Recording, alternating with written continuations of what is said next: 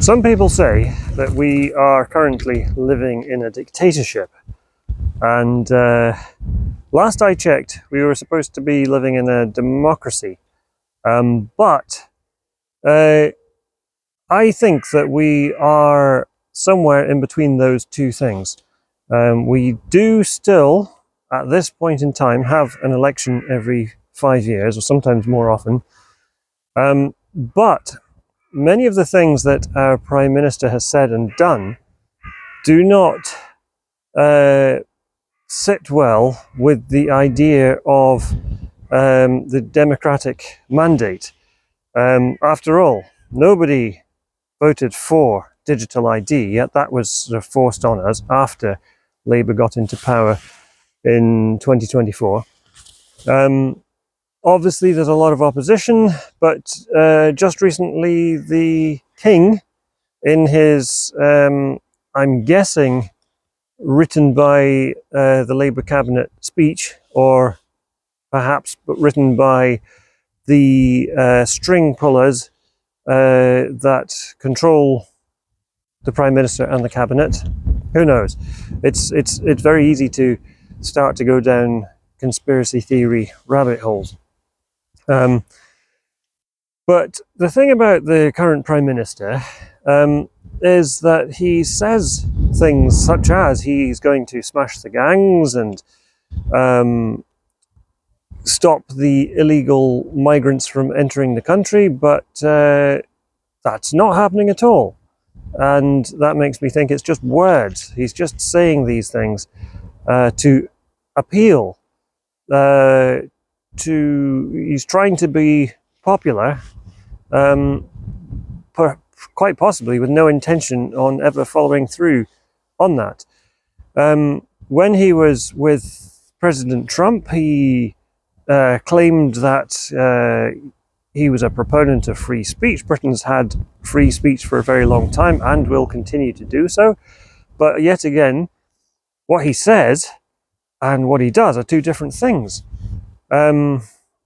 Eva Vladingerbroek, I may be mispronouncing her second name, but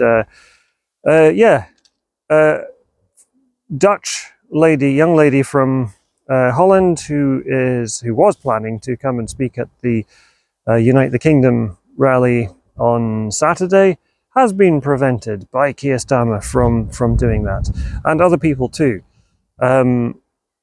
These people are not criminals. They don't have convictions, but he keeps bringing up this far-right thuggery mantra of his, and diversity is our strength. But again, that doesn't really ring true. There are protests from both directions, as in Unite the Kingdom on the one hand, and there have been many other patriotic protests and marches. And then there are the Free Palestine, the Antifa, Black Lives Matter, and all those sort of aligned on the left, and in some cases they align with Islam, but that's a very strange alliance. I would say doomed to failure, but they are calling for, well, some of them are calling for globalizing the Intifada. And of course then Kier Starmer, he blocks people, his political opponents on the right, from entering the country, but other people, such as the Egyptian fellow who really didn't like Jews, I forget his name, no, I can't remember. I think it was earlier this year, he was welcomed into this country with open arms. And then, Starmer had to do a bit of backtracking when it became obvious how ridiculously anti-Semitic this guy was. And Starmer himself, he's a kind of walking contradiction. He's married to a Jewish person, I believe, although what kind of a marriage that is, there's all the Ukrainian rent boy stuff simmering in the background. So it just makes you wonder what's really going on. Talk about double standards, two-tier Kier, two-tier justice system. A lot of people think that Starmer's days in office are numbered. That may be, I don't know. He seems to have a grim determination to hang on to power at all costs, and to ride roughshod over any advice that he might be given. And some on the right think that he should stay there, to, better the devil you know, and all that. I don't really have a strong opinion on that, but I certainly think that the trajectory, the direction this country is going in is not good. But I personally think that that has a lot to do with the Islamic infiltration. After all, our cities, our largest cities in England, are pretty much controlled by Muslims. At least many areas there's a heavy Muslim population. He goes on, Starmer, he goes on about, oh yes, diversity is our strength. I would argue, no, it's not, it's a weakness. And by diversity, he basically means, and we all know it, foreigners, preferably from different continents. And he has some kind of utopian pipe dream that they will integrate with the native population. But in small instances, that does happen.